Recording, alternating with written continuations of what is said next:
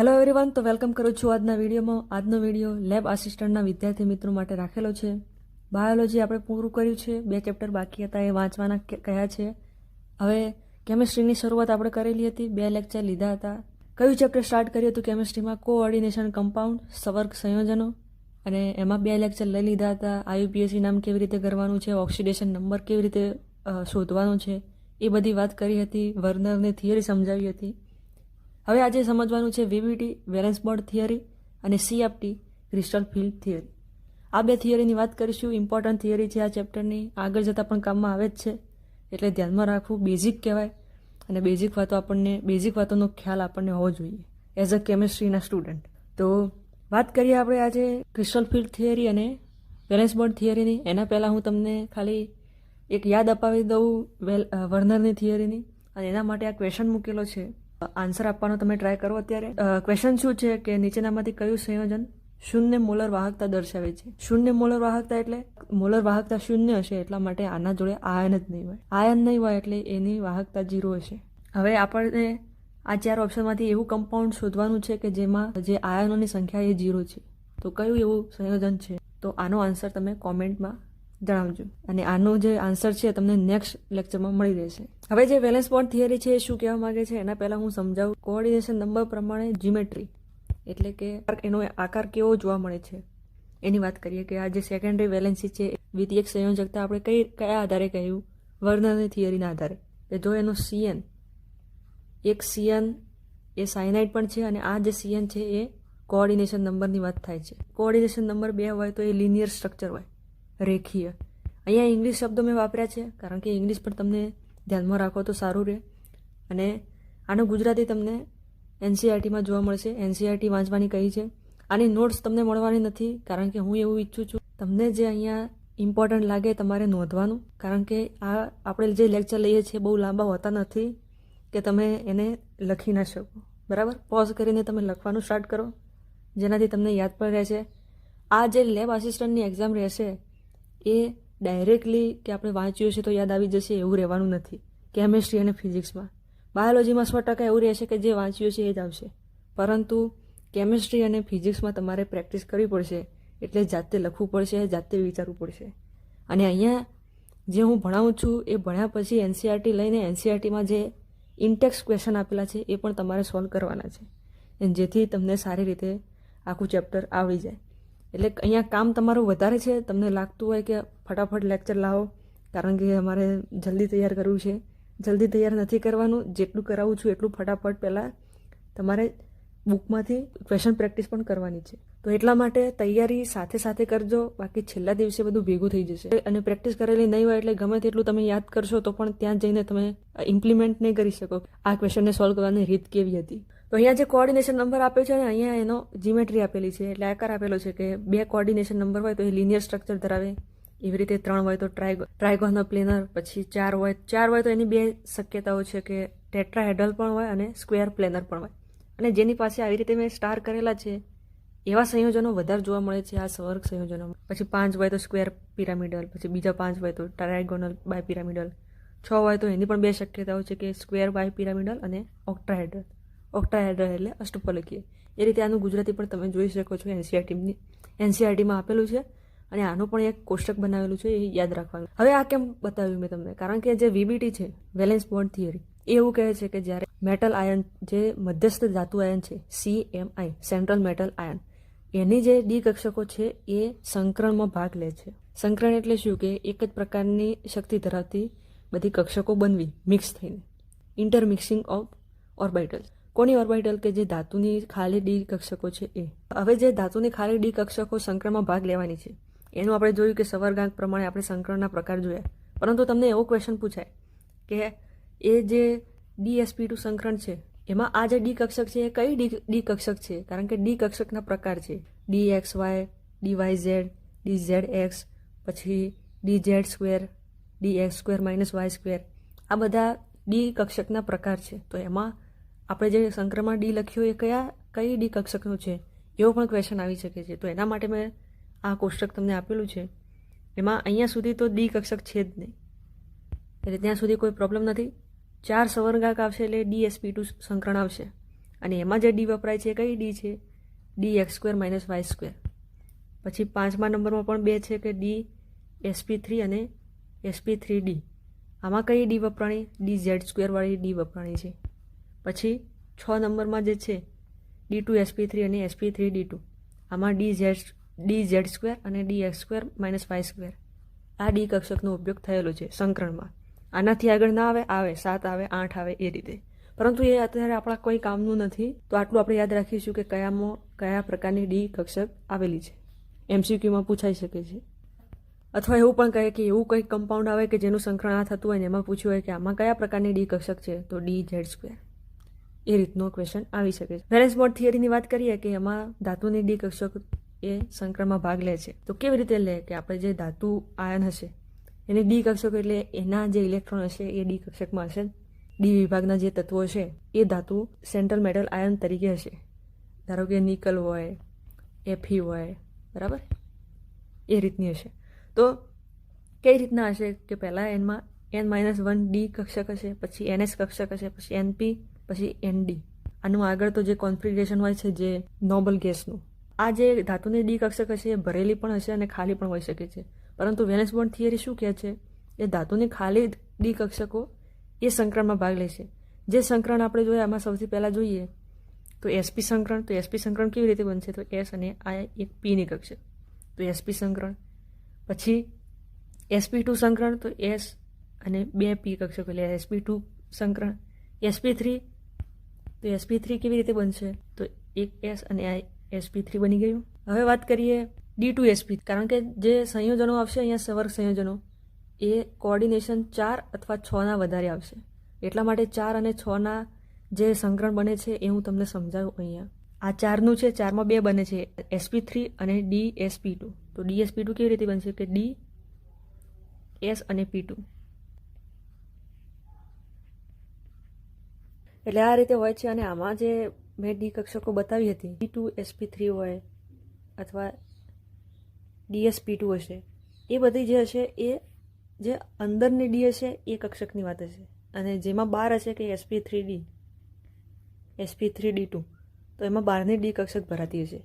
એટલે અહીંયાથી આપણે જે લખ્યું છે સંકરણ એ બંને સેમ નથી કે D2SP3 અને SP3D2 એ બંને સેમ છે. તો ના, એમાં એકમાં ઇનર ડી કક્ષકનો ઉપયોગ થયેલો છે અને એકમાં આઉટર ડી કક્ષકનો, બરાબર. એટલે આટલું ધ્યાનમાં રાખીશું. હવે વાત કરીએ આ જે આપણે વાત કરી એની જ વાત કરીએ અને સારી રીતે સમજીએ કે જે સંકરણ બને છે સવર્ગ સંયોજનોમાં એમાં સેન્ટ્રલ મેટલ આયનની ખાલી પડેલી ડી કક્ષકો સંકરણમાં ભાગ લે છે. હવે જે કક્ષકો આ સેન્ટ્રલ મેટલ આયન એટલે કે જે મધ્યસ્થ ધાતુ આયન છે એની ડી કક્ષકો સંકરણમાં ભાગ લે છે એ કેવા પ્રકારની હોય? તો જ્યારે એ જે ડી કક્ષકો છે એ સમાન મુખ્ય ક્વોન્ટમ નંબરની બનેલી હોય, સમાન મુખ્ય ક્વોન્ટમ નંબરવાળી ભેગી થાય ત્યારે. મુખ્ય ક્વોન્ટમ નંબર એટલે કે પેલો N, પ્રિન્સિપલ ક્વોન્ટમ નંબર આને કહેવાય. અને આ કક્ષકો દર્શાવે છે. અને અહીંયા આપણે જે વાત કરીએ કે N-1D, NS, NP અને ND, અહીંયા N તરીકે હું 4 લઉં તો અહીંયા 3D આવશે, અહીંયા 4S આવશે, અહીંયા 4P આવશે અને અહીંયા 4D આવશે.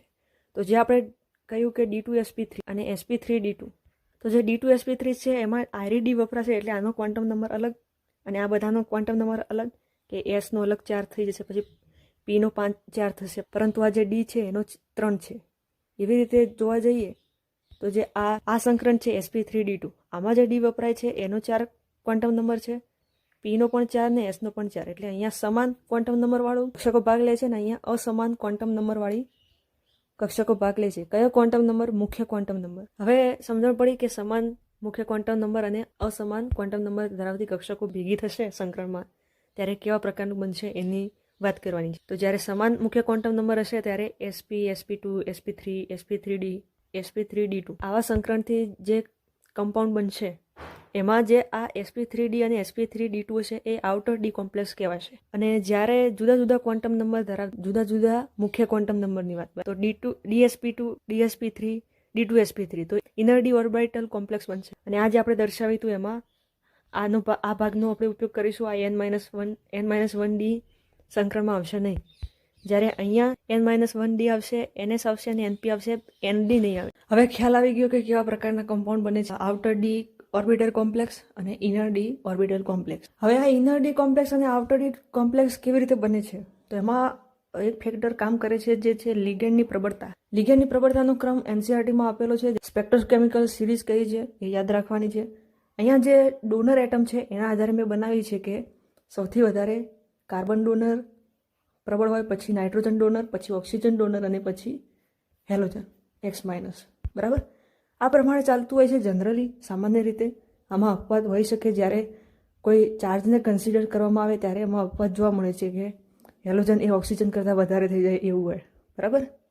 એટલે ઓક્સિજન ફેમિલી કરતાં. તો ડોનર એટમના પ્રમાણે આ જે પ્રબળતા છે એનો ક્રમ આપેલો છે અને જે FCl-Br છે એનો પણ ક્રમ દર્શાવેલો છે, જે એની સાઇઝના આધારે છે. જેમ સાઇઝ વધે એમ એની પ્રબળતા ઘટે છે.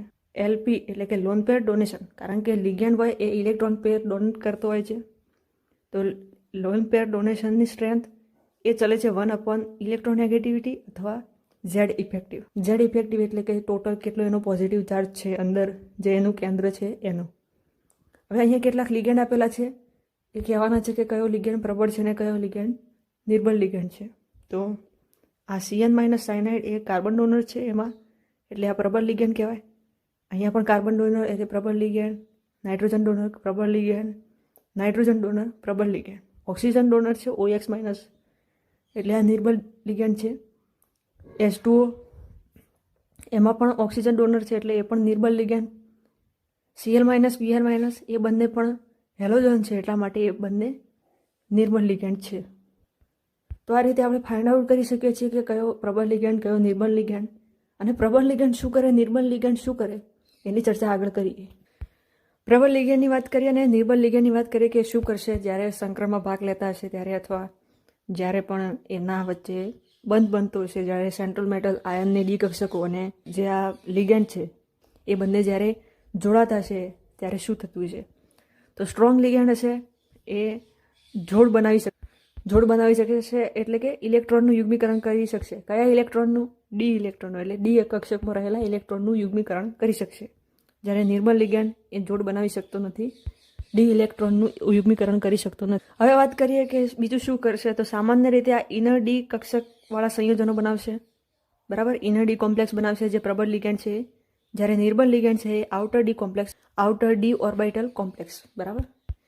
પછી કે જે આ ઇનર ડી કોમ્પ્લેક્સ છે અને એમાં યુગ્મીકરણ થશે ઇલેક્ટ્રોનનું યુગ્મીકરણ થશે, એટલે અયુગ્મિત ઇલેક્ટ્રોન હશે નહીં. અયુગ્મિત ઇલેક્ટ્રોન હશે નહીં એટલા માટે એ સંયોજનો સામાન્ય રીતે ડાયામેગ્નેટિક હશે. ડાયામેગ્નેટિક એટલે કે જેમાં ઇલેક્ટ્રોન યુગમાં આવેલા જ ના હોય. વીક લિગેન્ડમાં પેરામેગ્નેટિક સંયોજનો બનાવશે, અયુગ્મિત ઇલેક્ટ્રોન હાજર હશે. અયુગ્મિત ઇલેક્ટ્રોન હાજર નહીં હોય એટલે એની સ્પિન લો હશે, એટલે લો સ્પિન સંયોજન બનાવશે, અને અહીંયા હાઈ સ્પિન સંયોજન બનાવશે. વીક લિગેન્ડ અને સ્ટ્રોંગ લિગેન્ડનો ફરક સમજી ગયા હશો. અહીંયા જે લખ્યું છે સામાન્ય રીતે સારી એટલે સામાન્ય રીતે એવું એટલા માટે કારણ કે આ જે આપણે ચેપ્ટર ભણી રહ્યા છીએ એ ઇનઓર્ગેનિક કેમિસ્ટ્રીનું છે. ઇનઓર્ગેનિક કેમિસ્ટ્રીની ખાસિયત એવી છે કે ક્યાંક ને ક્યાંક અપવાદ જોવા મળે, એટલે ધ્યાનમાં રાખવાનું. એટલા માટે કહ્યું છે કે સામાન્ય રીતે આવું જ હોય છે. બરાબર? હવે જે આ અયુગ્મિત ઇલેક્ટ્રોનની વાત કરી અને ડાયમેગ્નેટિકની વાત કરી, આ ડાયમેગ્નેટિક અને પેરામેગ્નેટિક એ શું છે? તો એ મેગ્નેટિક મુવમેન્ટ છે. એ શું હોય, એની ગણતરી કેવી રીતે થાય એને અમે જાણીએ. મેગ્નેટિક મુવમેન્ટને મ્યુ વડે દર્શાવાય, મ્યુ. અને એનું સૂત્ર પણ આપેલું છે કે √n × n+2. n એટલે કે અયુગ્મિત ઇલેક્ટ્રોનની સંખ્યા. અયુગ્મિત ઇલેક્ટ્રોન જો એક હોય તો મ્યુની કિંમત અંડર રૂટમાં ગણીએ તો √3 આવે, અને આમ જોવા જઈએ તો 1.73. અને આનો એકમ બોહર મેગ્નેટ્રોન, આનો એકમ છે BM. એવી રીતે 2 અયુગ્મિત ઇલેક્ટ્રોન હોય, 3 હોય, 4 હોય, 5 હોય, 5 સુધી આવશે. એટલે આવી કિંમત પણ યાદ રાખવાની, અને અંડર રૂટ તો ખ્યાલ આવશે, આ સૂત્ર યાદ હશે. આ રીતે ગણીએ છીએ મેગ્નેટિક મુવમેન્ટ. હવે વાત કરીએ કે VBTમાં કેવી રીતે આ બધું આપણે આગળ જે શીખ્યા કે પ્રબળ લિગેન્ડ, નિર્બળ લિગેન્ડ, આ જે પેરિંગ થાય છે એ, પછી સંકરણ, એ કેવી રીતે થાય છે. તો એક સંયોજનનું ઉદાહરણ લઈએ અને આખું સમજીએ કે એ સંયોજનને કેવી રીતે ક્લાસિફાય કરીએ છીએ આપણે. અહીંયા સંયોજન લીધું છે NiCN4-2. આ એક કોમ્પ્લેક્સ કમ્પાઉન્ડ લીધેલું છે અને આમાં CN- એ સ્ટ્રોંગ લિગેન્ડ છે, ધ્યાનમાં રાખવું, કારણ કે કાર્બન ડોનર છે. આ કાર્બન ડોનર, ઓક્સિજન ડોનર, એવી રીતે જે મેં સમજાવી હતી સિરીઝ, એ સહેલી રીતે યાદ રહે એટલા માટે હતું. બાકી મેઇન ફોકસ તો પેલી સ્પેક્ટ્રોકેમિકલ સિરીઝ ઉપર રાખવાનું. અને આનો coordination number C.N. Coordination number એટલે કે સવર્ગાંક કેટલો છે? 4 છે. એટલે આની શક્યતા કેટલી બે થાય કે DsP2 સંકરણ પણ થઈ શકે અને sp3 સંકરણ પણ થઈ શકે. કેવી રીતે આગળ સમજાવ્યું છે સંકરણવાળું કે કોઓર્ડિનેશન નંબર કેટલો હોય તો કેવું સંકરણ બને. હવે આમાં શું કરતા હોઈએ છીએ તો નિકલનો પહેલાં ઓક્સિડેશન નંબર શોધવાનો હોય તો ઓક્સિડેશન નંબર કેવી રીતે શોધવાનો એ આગળના લેક્ચરમાં સમજાવેલું છે. પહેલાં 2 લેક્ચર જોઈ લેવાના. અને નિકલનો ઓક્સિડેશન નંબર લખ્યા જ્યારે મળી જાય ત્યારે કે અહીંયા Ni+2 છે તો 3d8 4s0 4p0 4d0 આ રીતે આને લખાય. હવે આની કક્ષકો રૂપે આનું આપણે દર્શાવીએ તો 3dમાં 8 ઇલેક્ટ્રોન, 4sમાં કંઈ એક પણ ઇલેક્ટ્રોન નથી અને 4pમાં પણ એક પણ ઇલેક્ટ્રોન નથી. તો આ રીતે ગોઠવેલા હોય ઇલેક્ટ્રોન. ડી કક્ષક આવી રીતે ભરાય છે. અને અહીંયા સ્ટ્રોંગ લિગેન્ડ હતો. કયો સ્ટ્રોંગ લિગેન્ડ હતો? Cn-. અને સ્ટ્રોંગ લિગેન્ડ હશે તો પેરિંગ કરશે. પેરિંગ એટલે કે યુગ્મીકરણ કરશે. તો આ 2 ઇલેક્ટ્રોનને યુગ્મીકરણ કરી નાખશે તો આ ઇલેક્ટ્રોન અહીંયા આવી જશે. એટલા માટે યુગ્મિત થઈને અહીંયા થઈ જશે. અને યુગ્મિત થઈ જશે એટલા માટે એક ડી કક્ષક ખાલી પડશે. અને આપણે જે 2 શક્યતાઓ કીધી હતી કે કોઓર્ડિનેશન નંબર 4 હોય તો sp3 સંકરણ થાય અથવા તો DsP2 સંકરણ થાય. તો અહીંયા DsP2 સંકરણ જોવા મળશે અહીંયાથી DsP અને 2 એટલે ડીની એક કક્ષક, એક એસની અને 2 પીની કક્ષકો DsP2 અને આટલું સંકરણ જોવા મળશે. અને અહીંયા પછી આ Cn જે લિગેન્ડ છે એ એના ઇલેક્ટ્રોન યુગ્મનું દાન કરીને અહીંયા પોતાના ઇલેક્ટ્રોન ગોઠવી કાઢશે આ રીતે. તો આના ઉપરથી કહી શકીએ કે સંકરણ કેવું બન્યું કે DsP2 કેવો આકાર? Square planar. n=0. એક ઇલેક્ટ્રોન અયુગ્મિત નહીં હોય, બધા યુગ્મિત જ હશે. ડાયમેગ્નેટિક નેચરમાં હશે અને ઇનર ડી ઓર્બિટલ કોમ્પ્લેક્સ બનશે. અંદરની ડી વપરાય છે. બરાબર. કયું કમ્પાઉન્ડ છે? કયું કોઓર્ડિનેશન કમ્પાઉન્ડ? NiCN4-. હવે વાત કરીએ જો Cl- હોય એટલે કે વીક લિગેન્ડ લઈ લીધું. વીક લિગેન્ડ હશે તો યુગ્મીકરણ થશે નહીં. બસ એટલો જ ફરક છે. બાકી જે કમ્પાઉન્ડ છે એ પણ એમના એમ જ છે, કોઓર્ડિનેશન નંબર પણ એમના એમ જ છે અને જે નિકલની ઓક્સિડેશન અવસ્થા છે એ પણ એમના એમ જ છે. તો Ni+2 3d8 અને જે આ 2 ઇલેક્ટ્રોન છે એનું યુગ્મીકરણ અહીંયા થશે નહીં કારણ કે વીક લિગેન્ડ છે. Cl- છે એટલા માટે એ વીક લિગેન્ડ છે એટલા માટે એ આ જે 2 ઇલેક્ટ્રોન છે એનું યુગ્મીકરણ કરી શકશે નહીં. તો એટલા માટે 4 સવર્ગાંક હોય તો sp3 સંકરણ બનશે.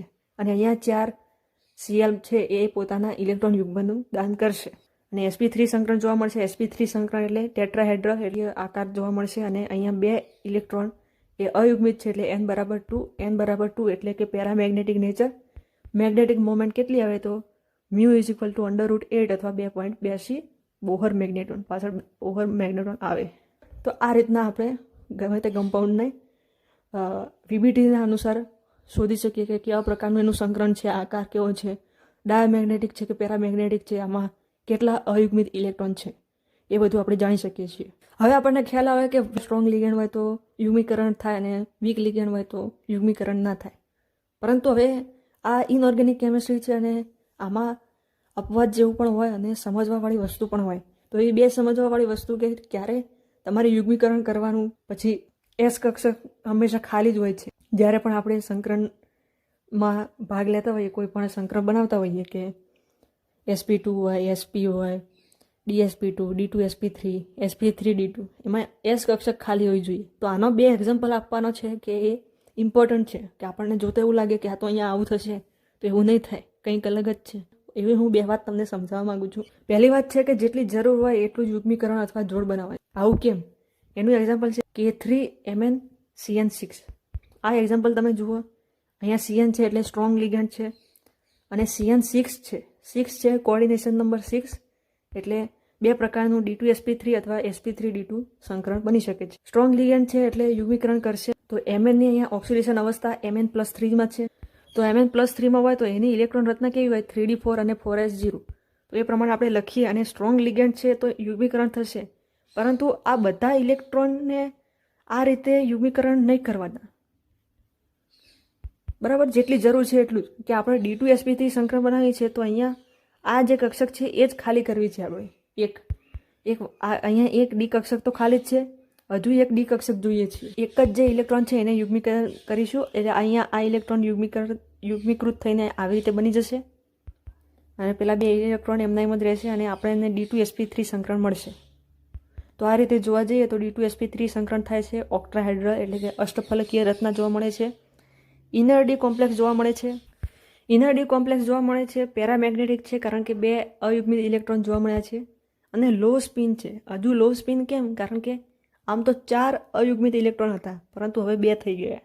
તો આ એક એક્ઝામ્પલને યાદ રાખીશું કે જેટલી જરૂર હોય એટલું જ આપણે પેરિંગ એટલે કે યુગ્મીકરણ કરાવવાનું, ભલે સ્ટ્રોંગ લિગેન્ડ હોય તો પણ. હવે બીજું એક એક્ઝામ્પલ જોવાનું છે NiCO4. હવે આમાં શું થાય છે, અહીંયા S કક્ષક ખાલી નથી હોતી, તો S કક્ષક ખાલી ના હોય તો આપણે સંકરણ કરી જ ના શકીએ. તો શું કરવાનું, તો જુઓ NiCO4 છે, CO કેવા પ્રકારનું લિગેન્ડ છે, સ્ટ્રોંગ લિગેન્ડ છે, 4 આનો સવર્ગાંક છે, એટલા માટે 2 પ્રકારની પોસિબિલિટી કે sp3 પણ હોઈ શકે અને dsp2 પણ હોઈ શકે. હવે નિકલનો ઓક્સિડેશન આંક અહીંયા 0 છે, એટલે 3d8 4s2 આ પ્રકારની એની ઇલેક્ટ્રોનની રચના, ઇલેક્ટ્રોન કોન્ફિગરેશન એનું આ રીતે લખાય છે. પણ અહીંયા S કક્ષક ખાલી નથી ને આપણને S કક્ષક જોઈએ છે, તો જે પેલો આપણો CO લિગેન્ડ છે, સ્ટ્રોંગ ફિલ્ડ લિગેન્ડ, એ આ જે 2 ઇલેક્ટ્રોન S કક્ષકમાં છે એને D કક્ષકમાં નાખશે અને આ રીતે 3d10 અને 4s0 એ બનાવશે અને 4 સહર્ગાંક છે એટલે sp3 સંકરણ બનશે. આ રીતે sp3 સંકરણ બને છે. ટેટ્રાહેડ્રલ એનો શેપ છે, એક પણ અયુગ્મિત ઇલેક્ટ્રોન નથી, એટલા માટે n બરાબર 0 ડાયામેગ્નેટિક નેચરવાળું કમ્પાઉન્ડ. હવે કેટલીક એક્સ્ટ્રા વાત સમજીએ કે પ્રબળતાના નિયમો. આ કેવી રીતે કે પ્રબળતાનો ક્રમ આપણે લિગેન્ડમાં જોયો એ જ હોય, પરંતુ કોઈક વાર જે ધાતુ આયન હોય એની ઓક્સિડેશન અવસ્થા અથવા એ 3D સિરીઝના બદલે 4D સિરીઝ અથવા 5D સિરીઝની ધાતુ હોય તો એ પ્રમાણે એના એ અલગ અલગ ગુણધર્મો દર્શાવે છે. એ કેવા પ્રકારે હોય એને જાણીએ. સામાન્ય રીતે જ્યારે M+4 હોય એટલે કે ધાતુમાં +4 ઓક્સિડેશન અવસ્થા હોય ત્યારે બધા જ લિગેન્ડ સ્ટ્રોંગ લિગેન્ડ તરીકે વર્તતા હોય છે. અહીંયા સ્ટ્રોંગ લિગેન્ડ અથવા વીક લિગેન્ડ ક્યારે વર્તે એની વાત કરી છે. જ્યારે પછી બીજું છે કે જ્યારે સેન્ટ્રલ મેટલ આયન એટલે કે જે ધાતુ આયન છે એ 4D અથવા 5D સિરીઝનું હોય તો સામાન્ય રીતે જે લિગેન્ડ છે એ સ્ટ્રોંગ લિગેન્ડ તરીકે વર્તે. કેમ? કારણ કે આ લેન્થેનાઇટ કોન્ટ્રેક્શન થાય એટલા માટે Z ઇફેક્ટિવ વધતો હોય છે એટલા માટે. પછી એક ખાસ વાત છે કે CO+3 સાથે જે ઓક્સિજન ડોનર એટમ લિગેન્ડ હોય એ સ્ટ્રોંગ લિગેન્ડ તરીકે વર્તતો હોય છે. એટલે કે ઓક્સિજન ડોનરવાળો જે લિગેન્ડ હોય એ આમ તો વીક લિગેન્ડ કહેવાય, પરંતુ જ્યારે CO+3 સાથે હોય ઓક્સિજન ડોનર એટમ તરીકે હોય એવો લિગેન્ડ, જેમ કે OX એટલે કે ઓક્ઝેલેટ અને H2O, તો એ બંને સ્ટ્રોંગ લિગેન્ડ તરીકે વર્તે. બાકી છે આમ તો એ વીક લિગેન્ડ, પરંતુ CO સાથે એ સ્ટ્રોંગ બની જાય. એવી રીતે એવું છે કે Cr+2, Mn+2, Fe+2, CO+2. અહીંયા CO+3 છે, અહીંયા CO+2 ની વાત કરીએ. અને એમાં જ્યારે NS3 હોય, 6 NS3 એટલે કે અષ્ટફલકીય સંકીર્ણ હોય એમાં, તો એ આ NS3 N ડોનર એટમ છે, સ્ટ્રોંગ લિગેન્ડ હોવો જોઈએ, પરંતુ આ બધાની સાથે એ વીક લિગેન્ડ બને છે. તો આ વસ્તુ આપણે ધ્યાનમાં રાખીશું. આટલા પોઈન્ટ 4 પોઈન્ટ સમજશું. તો અહીંયા સુધી વાત હતી VBT થિયરીની. જે NCERTમાં એક્ઝામ્પલ આપ્યા હોય તમે વાંચજો અને એને સમજવાનો પ્રયત્ન કરજો અને એ જે એક્ઝામ્પલ છે એને ગણજો. હવે આગળ વધીએ આપણે CFT ક્રિસ્ટલ ફિલ્ડ થિયરીની વાત કરીએ. હવે વાત કરવાની છે ક્રિસ્ટલ ફિલ્ડ થિયરીની. થિયરી શું વાત કરે છે કે જે CFT છે એ જે આંતરક્રિયા છે લિગેન્ડ અને સેન્ટ્રલ મેટલ આયન વચ્ચેની, એટલે કે જે મધ્યસ્થ ધાતુ પરમાણુ છે એના વચ્ચેની જે આંતરક્રિયા છે એ આયનિક પ્રકારની છે એવું કહે છે. અને ઇલેક્ટ્રોસ્ટેટિક મોડલ આપ્યું છે CFTએ, અને એમાં એવું કહ્યું છે કે ધાતુ હોય એને ધાતુ આયન જે હોય એને Q+ અને જે લિગેન્ડ હોય એને Q- તરીકે દર્શાવવામાં આવે છે. હવે તમે કહેશો કે આ લિગેન્ડ તો કોઈક વાર ન્યુટ્રલ પણ હોય, તો જે ન્યુટ્રલ લિગેન્ડ હોય એમાં પણ પોલારિટી આવે અને પોઝિટિવ નેગેટિવ બને અને ઉપરથી એને નેગેટિવ ગણવાનું છે. તો જ્યારે લિગેન્ડ આવશે ત્યારે આ જે સેન્ટ્રલ મેટલ આયન હશે એની જે ડી કક્ષકો છે એની એનર્જી વધી જશે. હવે એનર્જી કેમ વધી જાય છે? કારણ કે બંને જ્યારે નજીક આવશે લિગેન્ડ પણ આવશે, લિગેન્ડ જોડાશે ધાતુ આયન સાથે, ત્યારે ધાતુ આયન પાસે રહેલા ઇલેક્ટ્રોન અને લિગેન્ડ પાસે રહેલા ઇલેક્ટ્રોન વચ્ચેનું રિપલ્શન થશે. જ્યારે રિપલ્શન થાય, અપાકર્ષણ થાય ત્યારે એનર્જી વધે છે અને એનર્જી વધે એટલે એની સ્થાયીતા ઘટે છે. તો જે ધાતુને ડી કક્ષકો છે એની એનર્જી વધશે અને અનસિમેટ્રિકલી વધશે, કારણ કે ખ્યાલ નથી કે કેવા પ્રકારનું આવશે અને જેના લીધે એનું સ્પ્લિટિંગ થશે. એટલે કે બંને આ જે ડી કક્ષક છે એ વિભાજિત થઈ જશે અને સ્પ્લિટિંગ થશે ડી ઓર્બિટલનું. અને જે આ સ્પ્લિટિંગ છે એનો આધાર શેના ઉપર રહેશે કે લિગેન્ડની સંખ્યા, કે કેટલા લિગેન્ડ આવી રહ્યા છે અને ટાઈપ ઓફ અટેક એટલે કે કયા ટાઈપથી એ હુમલો કરવાના છે લિગેન્ડ. તો આ એક બેઝ હતો આ CFT થિયરીનો. હવે આપણે સમજીએ કે જે ઓક્ટ્રાહેડ્રલ કોમ્પ્લેક્સ છે, અષ્ટફલકીય કમ્પાઉન્ડ છે, જે સંકીર્ણ સંયોજનો, ડી ઓર્બિટલનું સ્પ્લિટિંગ કેવી રીતે થાય છે. તો સૌ પ્રથમ વાત કરીએ કે કેવું થાય. તો પહેલાં તો લિગેન્ડ જે મેટલ આયન છે એનાથી ઇન્ફાઇનાઇટ અંતરે હોય, એટલે કે બહુ દૂર હોય, એટલે કોઈ રિપલ્શન હોય ના, એટલે કે જે ડી કક્ષકો છે એની એનર્જી ઓછી જ હોય. અહીંયા એનર્જી દર્શાવી છે અને અહીંયા મેટલ લિગેન્ડનું ડિસ્ટન્સ. તો પહેલાં તો ઓછી એનર્જી હશે કારણ કે લિગેન્ડ આવ્યા જ નથી, પછી જે આ એમાં એક ઇમેજનરી કન્ડિશન આવશે કે ધાતુ છે એને એવું લાગશે કે ઘણા બધા લિગેન્ડ આવી રહ્યા છે, કે ઇન્ફાઇનાઇટ લિગેન્ડ આવી રહ્યા છે. તો એ બધી જે કક્ષકો છે ધાતુની ડી કક્ષકો બધાની સમાન રીતે ઉર્જા વધશે, કારણ કે લિગેન્ડ આવી રહ્યા છે, પરંતુ એવું ધારવામાં આવ્યું છે કે ઇન્ફાઇનાઇટ લિગેન્ડ આવી રહ્યા છે, એટલે કે બધી જે કક્ષકો છે એના માટે બરાબર લિગેન્ડ હશે. પછી ખબર પડે છે કે આ તો આટલા જ લિગેન્ડ છે, કે 6 લિગેન્ડ આવવાના છે. પછી આ જે કક્ષકો છે એનું સ્પ્લિટિંગ થઈ જાય અને અહીંયા EG અને T2G નામની બે કક્ષકો છૂટી પડે છે, જેમાં EGમાં dz2 dx2 - y2 અને T2Gમાં dxy dyz અને dzx આ કક્ષકનો સમાવેશ થાય છે. અને આ બંને વચ્ચેની જે એનર્જી ગેપ છે એને સ્પ્લિટિંગ એનર્જી કહેવાય, જેને ડેલ્ટા O, એટલે O કેમ? કારણ કે O એટલા માટે કારણ કે ઓક્ટ્રાહેડ્રલ કમ્પાઉન્ડ માટે વાપરીએ છીએ એટલા માટે. અને ડેલ્ટા એટલે કે સ્પ્લિટિંગ એનર્જી, અને એની કિંમત પણ દર્શાવી છે પ્લસ, કારણ કે આની વધારે વધી જશે, જે આ dz2 ને dx2 - y2 છે એ, કારણ કે આ જે લિગેન્ડ આવશે અને અષ્ટફલકીય કમ્પાઉન્ડમાં અલોંગ ધ એક્સિસ, એટલે અક્ષ ઉપર આવે છે લિગેન્ડ એટલા માટે. અને આની એનર્જી આના કમ્પેરમાં ઓછી હશે, એટલે -0.4 ડેલ્ટા O AT2Gની એનર્જી, બરાબર. અને વચ્ચે આ જે ડોટેડ લાઇન દર્શાવી છે એને બેરી સેન્ટર કહેવાય, કે જ્યાં આપણે એનર્જીને 0 ધારીએ છીએ. હવે જે આ સ્પ્લિટિંગ થઈ ગયું કે T2G આ પ્રકારની કક્ષક બની, જેમાં ત્રણ ખાના છે, અને અહીંયા EG બની કે જેમાં 2 ખાના છે, ત્યાં ઇલેક્ટ્રોન ભરાશે. અને જેમ આપણે સ્ટ્રોંગ લિગેન્ડને વીક લિગેન્ડવાળું કરતા હતા, કે સ્ટ્રોંગ લિગેન્ડ હશે તો યુગ્મીકરણ કરશે અને વીક લિગેન્ડ હશે તો યુગ્મીકરણ કરી શકશે નહીં ઇલેક્ટ્રોનનું, એવી રીતના અહીંયા થશે કે જો સ્ટ્રોંગ લિગેન્ડ હશે તો અહીંયા 1 2 3 અને પછી ચોથો ઇલેક્ટ્રોન ભરવો હશે તો અહીંયા ભરાશે. પરંતુ જો વીક લિગેન્ડ હશે તો 1 2 3 એવી રીતે અહીંયા ચોથો લિગેન્ડ જશે ઉપર, EGમાં પણ જશે. એટલે આ રીતે આપણે જોઈશું કે D1 થી લઈને D10 સુધી કેવા પ્રકારની રચના જોવા મળે છે. અહીંયા તમે દર્શાવ્યું એમ કે ડેલ્ટા O છે એ CFSE એટલે ક્રિસ્ટલ ફિલ્ડ સ્પ્લિટિંગ એનર્જી છે. P છે એ પેરિંગ એનર્જી એટલે કે યુગ્મીકરણની ઉર્જા. હવે જ્યારે ડેલ્ટા O એ પેરિંગ એનર્જી કરતાં વધારે હોય, એટલે કે અહીંયા 2 કન્ડિશન આપેલી છે કે ડેલ્ટા O એ ગ્રેટર ધેન હોય પેરિંગ એનર્જી કરતાં, ત્યારે સ્ટ્રોંગ ફિલ્ડ લિગેન્ડ બને.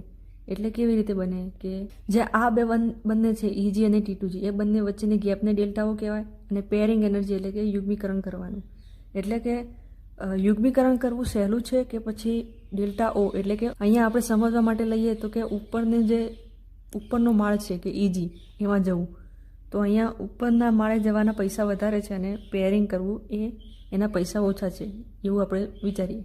એટલે કે પેરિંગ થશે એટલે સ્ટ્રોંગ ફિલ્ડ લિગેન્ડ. જ્યારે બીજો કેસ શું છે કે ડેલ્ટા O એ લેસ ધેન હોય પેરિંગ એનર્જી કરતાં, એટલે પેરિંગ એનર્જી એટલે કે જે પેરિંગ થાય છે, યુગ્મીકરણ થાય છે, એ મોંઘું પડે છે, એ મોંઘું છે ડેલ્ટા O કરતાં. એટલે કે એના કરતાં ઉપરના માળે જવું સારું. એના ઉપરના માળે જવાના પૈસા 500 રૂપિયા અને નીચે રહેવાના 1000 રૂપિયા, તો ઉપર જવાનું એમ. હવે આ જે બંને મેં દોર્યા EG અને T2G જે આગળ સ્પ્લિટ કર્યા હતા એ રીતે, એમાં જ્યારે 1 ઇલેક્ટ્રોન 2 ઇલેક્ટ્રોન અથવા 3 ઇલેક્ટ્રોન સુધી ભરવામાં આવે જ્યારે ઇલેક્ટ્રોન, ત્યારે ગમે તે લિગેન્ડ હોય, સ્ટ્રોંગ ફિલ્ડ લિગેન્ડ હોય અથવા કે વીક ફિલ્ડ લિગેન્ડ હોય, તો પણ સેમ જ ભરાશે. કારણ કે 3 ઇલેક્ટ્રોન સુધી તો પેરિંગની વાત જ નહીં થાય, કારણ કે અહીંયા 1 ઇલેક્ટ્રોન, બીજો ઇલેક્ટ્રોન, ત્રીજો ઇલેક્ટ્રોન, ચોથો ઇલેક્ટ્રોન આવશે એટલે આપણને એમ થશે કે ઉપર મોકલવો કે પછી નીચે પેરિંગ કરવો. એટલે આ રીતે ભરવાનું હોય છે. અહીંયા દર્શાવ્યું છે કે જો ચોથો ઇલેક્ટ્રોન આવે અને વીક ફિલ્ડ લિગેન્ડ હોય, વીક ફિલ્ડ લિગેન્ડ હશે તો પેરિંગ એનર્જી વધારે છે એટલે એને ઉપર મોકલવું પડશે, એટલે એ ઇલેક્ટ્રોન વીક ફિલ્ડ લિગેન્ડમાં ઉપર જશે.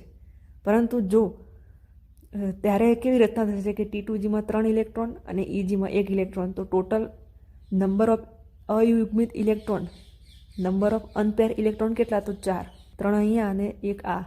એવી જ રીતે વાત કરીએ કે 4 ઇલેક્ટ્રોન છે અને સ્ટ્રોંગ લિગેન્ડ છે, તો શું કરશે કે 3 આવી રીતે ગોઠવશે અને સ્ટ્રોંગ લિગેન્ડ છે એટલે પેરિંગ થઈ જશે, એટલે અહીંયા ચોથો ઇલેક્ટ્રોન અહીંયા ભરાશે. એટલે ટોટલ અયુગ્મિત ઇલેક્ટ્રોન કેટલા? તો 2, આ 1 અને આ બીજું.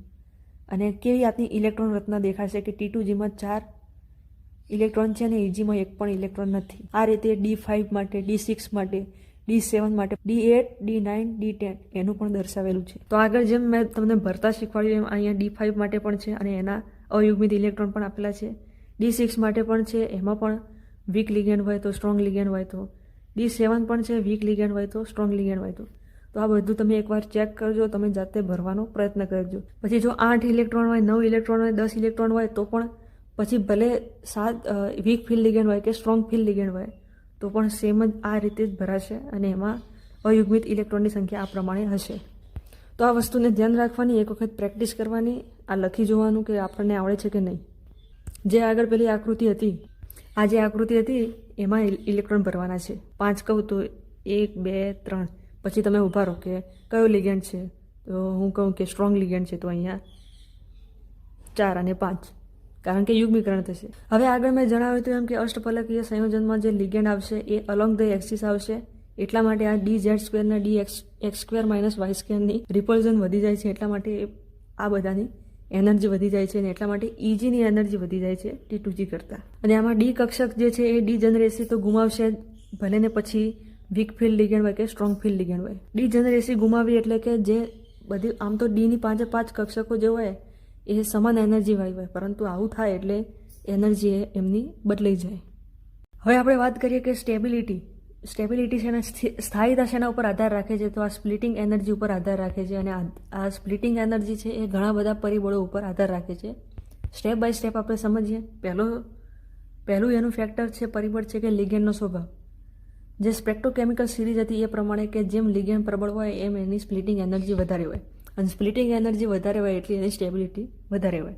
તો અહીંયા જે એક્ઝામ્પલ મેં સમજાવ્યું છે એમાં એવું છે કે આ જે એક્ઝામ્પલ છે અને એમાં જે મેં કહ્યું કે લિગેન્ડનો સ્વભાવ, તો ત્યાં લિગેન્ડ બદલાયેલો હશે.